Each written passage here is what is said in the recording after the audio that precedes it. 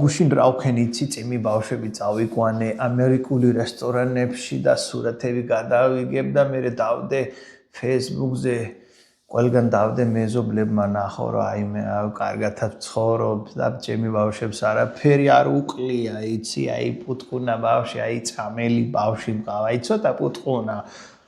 პუტკუნა კი არ არის ავანტყოფია შენი ბავშვი და რო ესე ფიქრობს რომ კარგათაც ცხოვრობს და იმ ნახშირი წყლებს ზედმეტი ჩართულია და დღეს პატარა ბავშვებში გვიძლის გაცხიმიანების პრობლემა დაემატა რომელიც 50 წლის მერე დაემატებოდა ეგეთი ადამიანს რომელიც ყოველდღე ლიტრობით სვავდა ალკოჰოლი დღევანდელი ბავშვების საქციელი უყურებს კომპიუტერი უყურებს ტელევიზორი და თან ჭამს საჭმელი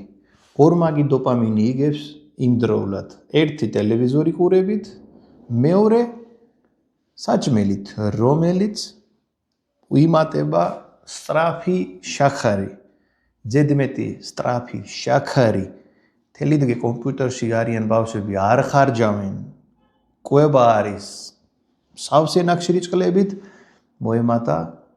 ეს პრობლემა პატარა 10 წლიანი ბავშვებში დიაბეტი საიდან მოვიდა კვებიდან და ჩვენი საქციელიდან იმიტომ თქვენ თუ გინდა თქვენი ბავშვი ერთ-ერთი არ იყო ვისაც გვიძლი და დიაბეტი აქვს 10 და 15 წლის ასაკში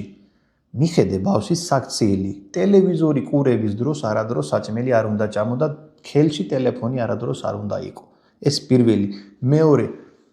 ფიზიკური აქტივობა ზედმეტი ტელეფონებში სკროლვა და ზედმეტი ბიჭები უფრო რო თამაშობენ თელი დღე გვერდზე და ერთი ყავა გამიკეთ მაგარის ცუდი საქციელია სიარული საჭმელი სწუფთა ნაკლებად ამერიკული რესტორანებში სიარული ქართული რესტორანებში ქორცი მაინც იყიდება იქ არაფერი არ არის სულ კარგად და ზამთრად